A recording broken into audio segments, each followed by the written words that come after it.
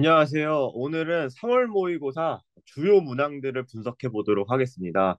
난이도에 대해서는 여러분들이 등급컷 너무 많이 봤을 테니까 그런 얘기는 하지 않고 주요 문항들 보면서 내가 이거를 평소에 기출 공부하면서 이런 식으로 공부하고 분석했다면 대비가 되지 않았을까? 라는 것들을 위주로 좀 얘기를 해보려고 합니다. 자, 먼저 26번입니다. 요 문제였는데요. 26번 같은 경우 3번 선지가 오답률이 제일 높은 선지였습니다. 답은 1번이었는데요. 일단 3번 선지가 왜 헷갈렸나, 학생들이 왜 판단을 주저했나라고 이제 얘기를 해보면 선지에서 알 수 있는 것과 알 수 없는 것의 구분에 대한 인식이 드러나는 거 이렇게 나와 있어. 그러면 대부분의 학생들이 수필 문제가 어떤 식으로 문제를 출제하고 지문에서 어떤 걸 요구하는지 자체를 잘 모릅니다. 그냥 수필 지문을 읽고 이해한 대로 풀어보자라고 접근을 하다 보니 이런 식의 판단을 하게 됩니다.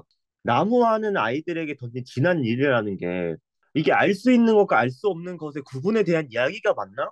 이런 식의 판단을 하게 됩니다. 하지만 이 문제는 그런 식의 판단을 유도하는 게 아닙니다. 정말 쉽게 풀 수가 있어요. 이게 수필 질문에서 나온 문제인데 수필 질문이 기출에서 나한테 어떤 걸 요구하는지를 한번 알아볼게요. 수필이 뭔지에 대해서 이제 이해를 해야 되는데요. 수필은 사전적 정의로 자연 환경이나 일상에서 본인이 느낀 것들을 일정한 형식에 얽매이지 않고 산문 형식으로 쓴 글이라고 사전적 정의가 나와 있습니다. 즉, 수필 지문의 구조는 어떻게 되어 있냐면 자연 환경이라든지 일상의 생활에서 느낀 것들을 표현하는 글입니다. 조금 더 구체적으로 적어주면 이런 구체적인 예시를 통해서 글의 주제를 드러내는 게 핀트예요. 근데 이게 산문 형식의 글이라고 했잖아요. 우리가 보는 문학 지문에서 산문 형식의 글은 다른 게 하나 더 있죠. 뭐죠? 소설이 하나 더 있잖아요. 소설. 근데 두 지문은 굉장히 큰 차이가 있습니다.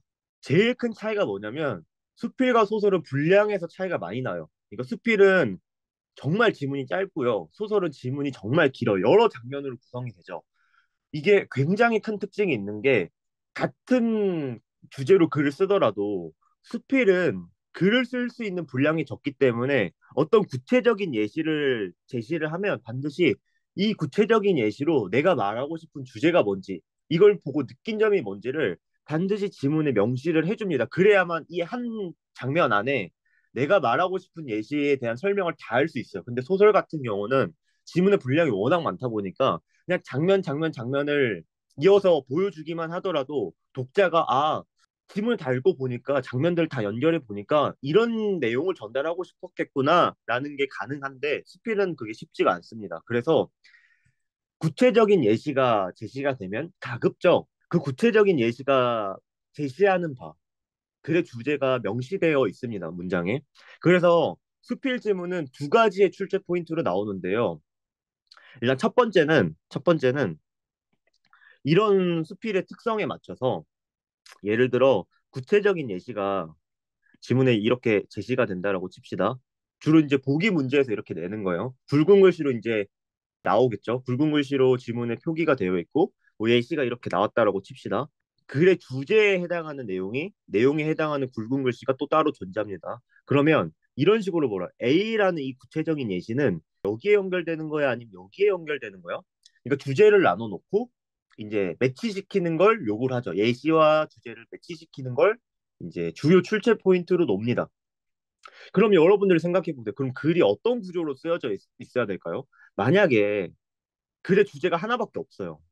그러면 너무 쉽죠. 소문자 A라는 예시도 이 B라는 예시도 전부 다 얘랑 연결될 테니까 선지에서 작성되는 포인트들이 다 똑같을 거 아니에요? 그럼 너무 쉽기 때문에 주로 스필들은 대립의 소재로 글을 씁니다.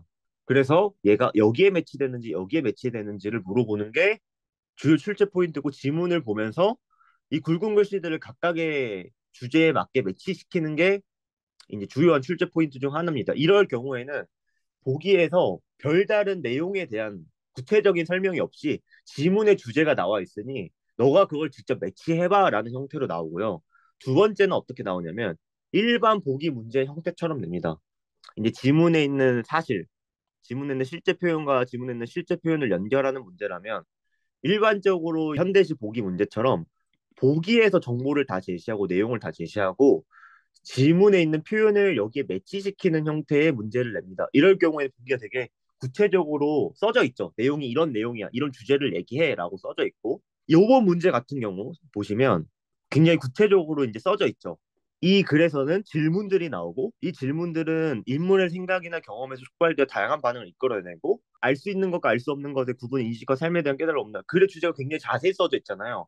이런 문제 같은 경우에는 지문에 있는 표현들을 매치시키는 문제가 아니라 보기와의 매치를 신경을 써야 됩니다. 어떻게 풀었어야 되냐면 3번 선지 같은 경우에 선지의 조건이 알 수 있는 것과 알 수 없는 것의 구분에 대한 인식이에요. 그러면 보기에서 한번 봐볼게요. 여기 나와 있죠. 알 수 있는 것과 알 수 없는 것의 구분은 인식할 수 있다. 그러면 이걸 어떻게 할 수 있냐라고 이제 얘기를 했냐면 질문들을 통해서 다양한 반응을 이끌어내는 이 과정에서 알 수 없는 것과 알 수 없는 것의 구분을 인식한다니까 지문에서 어떤 질문들이 나오면 무조건 얘는 알 수 있는 것과 알 수 없는 것의 구분을 인식하게끔 만들어요. 그러면 유일한 내 판단 기준은 이 앞에 있는 지문의 조건으로 제시된 사실들이 질문이기만 하면 돼요. 왜냐하면 보기에서 질문들을 던지면 무조건 알 수 있는 것과 알 수 없는 것의 구분을 인식한다라고 했기 때문에 앞에 있는 게 질문이기만 하면 돼요. 그리고 이 앞에 있는 것들이 나무하는 아이들에게 던진 질문이잖아요, 질문. 그러면 얘가 이게 알 수 있는 것과 알 수 없는 것의 구분에 대한 내용인가 아닌가를 내가 직접 해석해서 판단하는 게 아니라 이미 보기에서 이 관계를 제시했기 때문에 이건 당연히 질문을 제시한 거니까 질문은 무조건 얘를 드러내겠지 하고 바로 넘어갈 수가 있다는 겁니다. 왜 이렇게 판단을 시켜야 되냐면 문학은 이 수필지문을 읽었을 때 사람마다 다 다르게 생각하는 주관적인 영역이기 때문에 평가원이 문학을 객관식으로 주관의 영역을 객관식으로 내려면 답이 딱 누구에게나 하나로 정해져야 되고 그렇기 때문에 평가원은 이해와 감상을 최소화시키고 객관적으로 판단시킬 수 있는 툴을 줘야 됩니다. 그래서 보기에서 이런 명확한 관계를 제시했고 그에 따라 3번 선지를 내가 지문을 굳이 해석할 필요 없이 아주 객관적으로 판단이 가능하게 됐습니다. 3번 선지에 대해서 이런 것들이 있었죠. 반면에 이제 얘 같은 경우에는 보기와 일치하지 않죠. 자연의 불변성을 끝내 알 수 없는 것이라고 하는 내용은 보기에 제시되지 않았습니다. 그래서 지문에 가서 확인을 해봐야 되는데 지문에 가서도 해당 선지의 조건을 정당화시킬 표현이 없기 때문에 바로 답을 1번으로 찍을 수 있습니다. 그래서 26번에 대한 것들은 최근 수필 지문들을 제가 아까 말했던 대로 두 가지 유형이 있으니까 그 두 가지 유형에 따라 분리해서 분석을 좀 해보시면 좀 대비가 되지 않을까 싶습니다. 그리고 다음 문제는 33번 문제를 가지고 왔는데요. 오늘 이 33번을 마지막으로 마무리하도록 하겠습니다. 그냥 33번이 오답률이 굉장히 높습니다. 오답률이 1위라고 나와 있는데요. 이 문제의 선지들을 보면 정말 기존의 평가원이든 교육청이든 문학 문제를 낼 때 자주 사용하던 그 소스를 많이 활용을 했습니다. 일단 이 문제에 대해서 좀 생각을 좀 해봐야 되는데요. 여러분들이 문제를 분석할 때 이런 생각을 해보면 좋아요. 어떤 생각이냐면 출제자의 어려움을 생각해 보세요. 여러분들이 출제자라고 생각하고 이 지문 세트를 출제하라고 받았어요. 그리고 보기를 작성해 놨어요. 그리고 이제 33번에 대해서 내야 되는데 33번 같은 경우 여러분들이 보시다시피 표현상의 특징을 물어보는 게 아니라 내용을 물어보고 있습니다. 내용을 물어보고 있어요. 근데 34번 보기에서 내용을 엄청 구체적으로 얘기를 해주지 않아요. 사실상 나지문에 대해서 구체적으로 어떻게 읽어야 되는지가 제시가 돼 있지 않습니다. 기준 자체가 제시돼 있지 않아요. 그러면 출제자는 어떤 어려움을 느낄 거냐면 문학이라고 하는 건 주관의 영역인데 이걸 수능 국어에서 내려면 객관식으로 내야 돼. 그러면 출제자 입장에서는 이 주관의 영역은 최대한 줄이고 이 객관성은 최대한 확보해야 문학을 수능 국어에서 출제할 수가 있습니다. 그래서 평소에 이 객관성을 확보하는 방향으로 보기에서 내용을 정해줍니다. 이런 식으로 해석을 해줘. 이런 기준에 의해서만 판단을 해줘라고 하면은 주관은 최소화되고 아주 객관적으로 판단이 가능해집니다. 근데 이번에는 보기에서 명확하게 이 역할을 수행할 수가 없습니다. 내용에 대해서 구체적으로 언급을 안 해줬기 때문에.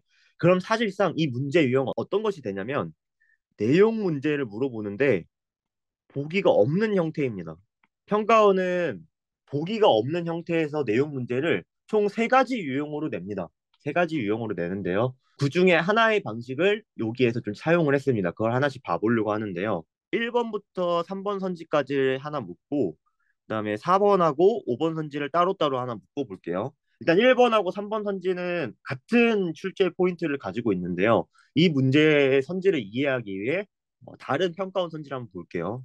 자, 2015년 수능 B형에 나온 문제입니다. 이 문제도 보기가 없었고요, 그 당시에. 그리고 내용에 대해서 물어보고 있습니다. 그리고 1번 선지를 보면 어둠을 물상을 돌려주는 행위의 주체로 표현되고 있다라고 나와 있는데요. 내가 판단해야 될 게 이겁니다.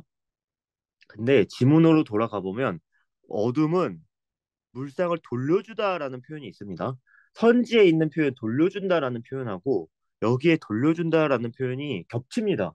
그러니까 내가 해석할 필요 없이 단순 사실일치의 문제로 바꿔놨습니다. 그러니까 보기가 없다 보니까 어떤 표현을 그냥 던져주고 해석을 내가 요구하는 문제를 낼 수가 없습니다. 그래서 평가원이 보기가 없는 내용 문제에서 객관성을 확보하기 위해 시도하는 첫 번째 방식은 사실일치 문제로 내는 겁니다. 그리고 우리에게 주어진 33번, 1번부터 3번이 이를 좀 활용하고 있는데요. 여기서 판단해야 될 게 내면의 변화입니다. 일단 내면 관련된 표현도 있어야 되고 변화 관련된 표현도 있어야겠죠. 지문을 보면 A의 표현 옆에 마음이라는 표현이 있습니다. 마음은 이제 내면을 나타내는 거죠. 또 거의 비슷한 표현. 내가 해석할 필요 없이 마음이라고 하는 건 내면이라고 볼 수 있죠. 그리고 촘촘해져라고 하면은 변화됨을 의미하고 있죠. 그래서 내가 직접 뭔가 해석할 필요 없이 선지에 있는 표현과 지문에 있는 표현 자체를 봤을 때 해석의 여지를 최소화시키고 판단을 하게끔 유도를 하고 있습니다. 자, 그리고 2번 선지를 보면요. 일단 힘듦이라는 표현이 있어야 되고요. 해소하고 싶다라는 표현이 있어야 돼요. 그러면 봤더니 A에서 힘겹다라는 표현이 있어요. 힘겹다. 힘듦이 이제 첫 번째 선지 판단의 조건이었는데 이게 그대로 나와 있죠. 사실 일치 문제 정도로 나오고 있습니다. 그리고 이걸 해소하려고 한다라는 게 불이러라는 표현에서 나오잖아요. 만약에 여러분들이 여기 불이러라는 표현의 주석이 없이 그냥 이 표현 자체만 줬다면 내가 이 표현을 직접 해석해가지고 이게 이런 내용이 맞나라고 정당화를 시켜봐야 돼요. 근데 그런 여지를 최소화시키기 위해서 주석을 달아놨습니다. 어떤 짐을 던다라는 표현으로 나오잖아요. 그래서 내가 직접 해석할 필요 없이 주석을 통해서 짐을 덜려고 하는 거니까 이 선지에서 보는 해소하고 싶은 마음 맞겠구나라고 사실일치 정도로 판단을 할 수 있게끔 뒀고요. 3번 같은 경우 선지 그대로 꽃샘 바람을 몸 속에서 이제 감각적으로 느끼고 있냐 이렇게 물어보는데 B 같은 경우 몸속에 곤두서는 봄밖에 봄바람 하니까 몸속에서 봄바람을 느끼고 있잖아요. 곤두서는 하면서 감각적인 표현을 쓰면서 그래서 내가 직접 해석할 필요 없이 단순 사실일치 문제로 냈습니다. 근데 4번 선지 같은 경우에는 좀 다른데요. 여기서 보면 주요한 선제 포인트가 자신을 다시 끊긴 배 한쪽으로 인식하냐 이걸 물어봤어요. 근데 지문으로 가면 다시 끊긴 배 한쪽 여기 주변에 이게 자신이라고 볼 수 있는 어떤 키워드가 없어요. 그래서 이걸 어떻게 판단해야 되냐라고 물어보면 자 보기에 이런 표현이 있었습니다. 보기에서 공간에 속한 대상의 속성이 화자의 내면에 공유된다라고 나와 있습니다. 그러면 봄 들판이나 바다라는 이 공간에 속한 대상은 무조건 대상이 화자의 내면과 공유되는 상태예요. 화자가 동일시하는 존재여야만 합니다. 그래서 그런 기준으로 이제 지문을 봤을 때 배는 바다라는 공간에 속한 대상입니다. 그럼 얘는 무조건 화자와 내면을 공유하는 대상이어야만 합니다. 화자가 자신과 동일시하는 존재여야만 해서 이 배는 무조건 선지에서 말하는 것처럼 다시 끊긴 배 한 척은 화자가 자신으로 인식하는 대상이어야만 합니다. 거기에 이런 표현이 있기 때문에 이런 기준을 제시했기 때문에 내가 굳이 뭐 특별하게 해석을 하지 않아도 당연히 이건 맞지. 유일하게 판단해야 될 건 이게 바다라는 공간 안에 있는 대상인가만 판단을 하면 됐습니다. 4번 선지는 그런 객관성의 판단을 유도를 했고요. 5번 선지가 조금 많이 어렵습니다. 5번 선지를 보면 시에서 화자는 자신의 목적지를 끝내 닿을 수 없는 곳이라고 인식한다라고 나와 있어요. 근데 판단의 기준을 이렇게 한정해주고 있잖아요. 여기 끝내 닿을 수 없는 곳을 가지고 이 표현을 가지고 판단해봐라라고 유도를 하고 있습니다. 그러면 판단을 해야 될 게, 자, 어떻게 판단을 해야 되냐면 C에서 화자는 이런 생각을 하고 있는 거잖아요. 현재 C라는 장소에서 이런 생각을 하고 있다라는 거니까 현재 C에 도달했어야 된다라는 건데 여기서 판단의 기준을 예로 줬잖아요. 그럼 얘를 가지고 생각할 수 있는 게 지점에 도달했냐, 도달하지 못했냐를 기준으로 판단을 할 수 있게끔 이제 이 따옴표를 줬고요. 판단의 범위를 딱 한정시켜 주는 거죠. 내가 어떤 지문의 문장이나 그 전체의 분위기를 가지고 판단을 하는 게 아니라 판단의 범위를 딱 확정해주고 얘를 가지고 할 수 있는 생각의 기준을 딱 정해줬어요. 그리고 이제 선지에서 물어보는 게 C에서 얘를 인식할 수 있냐라고 물어보는데 화자는 현재 여기에 닿을 수 없다라고 나와 있기 때문에 지점에 도달하지 못했죠. 그렇기 때문에 C에서 화자가 이걸 인식한다라는 건 잘못된 표현입니다. C에 도달하지 못했으니까요.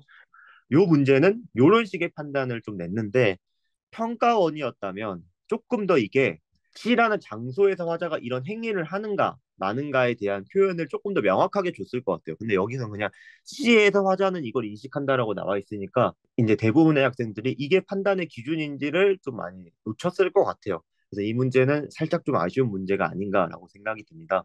그래서 오늘 문학 문제를 보고 과거 기출들을 통해서 이런 문제 요소들이 사용됐고 막연하게 지문을 읽고 이해하는 것도 좋지만 기출 분석을 통해서 어떤 체계를 좀 다져놨다면 조금 더 쉽게 확실하게 좀 풀 수 있지 않았을까를 얘기를 해주려고 이 영상을 찍게 됐습니다. 오늘 영상은 이것으로 마무리하겠습니다.